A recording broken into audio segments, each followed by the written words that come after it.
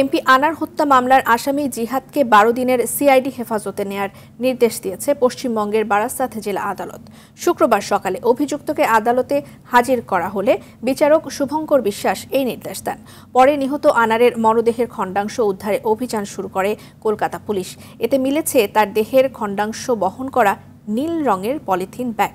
বিস্তারিত শাহাদাত শাওনের রিপোর্ট। নিহত আনারের মরদেহ খণ্ডাংশ উদ্ধারে অভিযান চালাচ্ছে কলকাতা পুলিশ।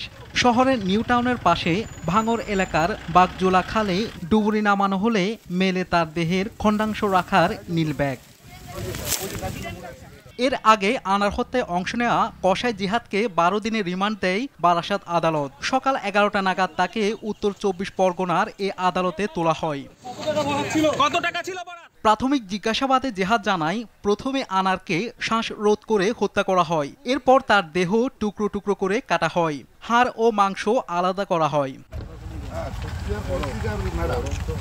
জিহাদকে বৃহস্পতিবার আটক করে কলকাতার অপরাধ তদন্ত বিভাগ সিআইডি। সে বসবাস করত ভারতের মুম্বাইয়ে, যাকে কসাই বলা হতো।